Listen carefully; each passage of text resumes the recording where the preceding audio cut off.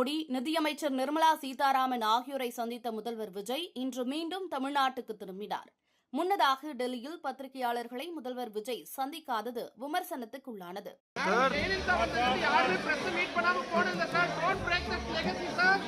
முதல்வர்கள் டெல்லி தமிழ்நாடு இல்லத்துக்கு அரசுமுறை பயணமாக செல்லும் போது அங்கு பத்திரிகையாளர்களை சந்திப்பது வழக்கம்.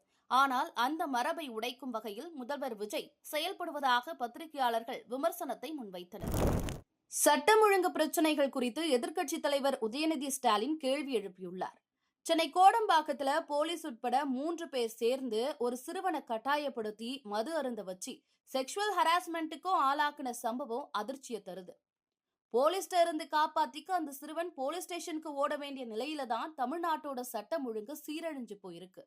இது மட்டுமல்ல, வேளச்சேரியில வாக்கிங் போக வெளியே வந்த 61 வயசு பெண்மணிய ஒரு கும்பல் செக்ஷுவல் ஹராஸ்மெண்ட்டுக்கு ஆளாக்குன கொடுமையும் நடந்திருக்கு. கும்பகோணத்துல ஆளும் கட்சியினர் தாக்குனதுல ஒரு போலீஸ்காரருக்கே கை உடைஞ்சு போனதாகவும் செய்தி. இந்த சோஃபா மாடல் ஆட்சியில போலீசாலையும் பாதுகாப்பு இல்ல, போலீஸுக்குமே பாதுகாப்பு இல்ல. ஆட்சியை காப்பாத்திக்க எம்எல்ஏக்கள் பிடிக்கிற வேலையை விட்டுட்டு தன்னோட கட்டுப்பாட்டில் இருக்க போலீஸ் டிபார்ட்மெண்ட்டை ஆக்கப்பூர்வமா செயல்பட வைக்க முதலமைச்சர் முயற்சி செய்யணும்னு எதிர்க்கட்சி தலைவர் உதயநிதி ஸ்டாலின் தெரிவித்துள்ளார்.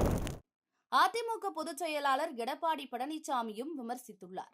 தமிழகத்தில் நாள்தோறும் பரிணமிக்கும் குற்றச்செயல்களின் தன்மை மிகுந்த அச்சமூட்டுகிறது.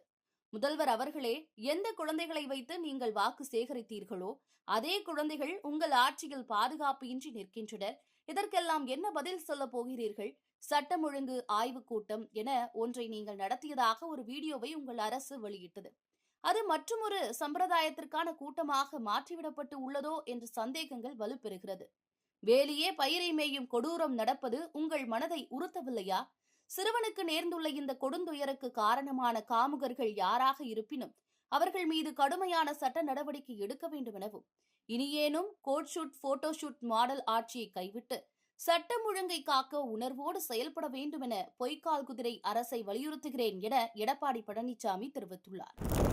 அதிமுகவில் எஸ்பி வேலுமணி அணி எம்எல்ஏக்கள் எடப்பாடி பழனிசாமி அணியோடு இணைந்த நிலையில் சி.வி. சண்முகம், சி. விஜயபாஸ்கர் ஆகியோர் இன்னும் தங்கள் முடிவை அறிவிக்கவில்லை.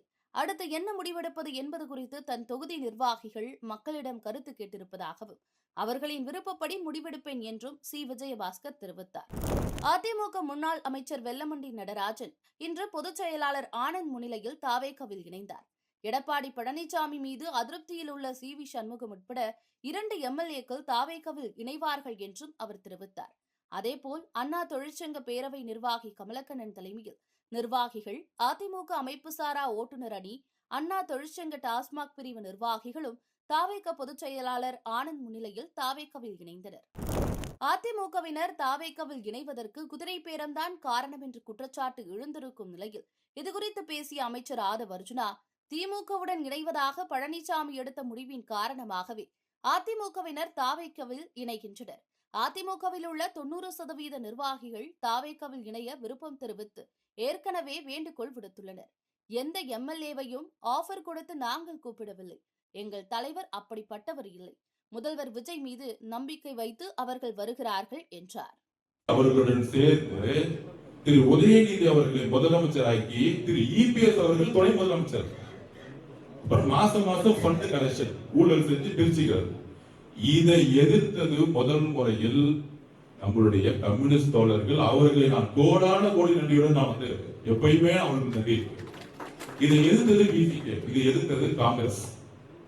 அதனாலதான் நீங்கள் தலைவர்கள் நம்பிக்கை வைத்து காங்கிரஸ் கட்சி ஆதரவு கொடுத்து கம்யூனிஸ்ட் கட்சிகளும் பிசிகேவும் ஐயோக்களும் ஆதரவு கொடுத்தார். திரு மார்க்சிஸ்ட் கம்யூனிஸ்டினுடைய தலைவர் திரு பேபி அவர்கள் வந்து ஓபனா மீட்டிங் கொடுத்தாங்க. நாங்கள் ஏன் தமிழக வெற்றி கழகத்தை ஆதரிக்கிறோம்னா, நாங்கள் ஆதரிக்கவில்லை என்றால், அவர் சொன்ன வார்த்தை, நாங்கள் ஆதரிக்கவில்லை என்றால் மதசார்பற்ற கொள்கையில் உறுதியாக்கக்கூடிய மார்க்சிஸ்ட் கட்சி சொன்னது, நாங்கள் ஆதரிக்கவில்லை என்றால் திமுகவும் அதிமுகவும் பிஜேபியும் சேர்ந்து இங்கு ஒரு ஆட்சி உருவாக்குவது. இது பீப்புள் மேண்டேட்டுக்கு எதிரானது. பீப்புள் மேண்டேட் மக்களுடைய தீர்ப்புக்கு எதிரானது. சொன்னது பேபி அவர், சொன்னது காங்கிரஸ் கட்சி.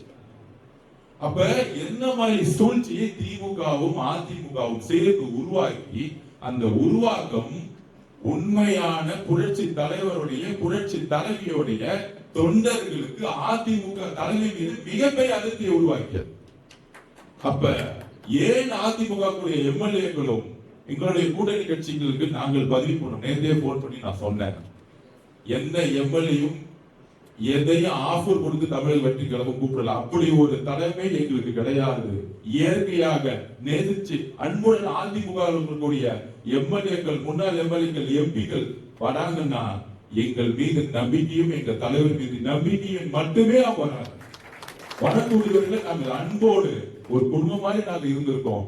நாங்க மாட்டு கட்சியில் அந்த செங்கோட்டையன் வரும்பொழுது இன்றைக்கு தலைவர் அவர் கொடுக்கக்கூடிய ஒரு மரியாதை இருக்கு, தன்னுடைய சொந்த குடும்பம் மாதிரி மரியாதை கொடுத்தாங்க. இதை பார்த்து எல்லாரும் வராங்க. இதுதான் உண்மையான அதிமுக. ஏன்னா எங்க தமிழகத்துக்கும் ஒரு குடும்பம். இங்க ஒருத்தர் பள்ளி வாங்குறது, ஒருத்தர் இருக்கிறது அது கிடையாது. அது பார்க்கும் பொழுது இந்த ஒரு எண்ணம் தான் அதிமுக இருந்து ஒரு கட்சியிலிருந்து எம்எல்ஏ இருந்தாலும் நாங்க ரிசைன் பண்ணிட்டு தமிழக வெற்றி கழகத்தில் இணைந்து நேர்மையாக தேர்தல் எதிர்கொண்டு வாழ்நாள் முழுவதும் தமிழக வெற்றி கழகத்தில் இருக்கொண்டு உறுதிமொழியோட வராங்க. அப்படி வரவேற்கும் பொழுது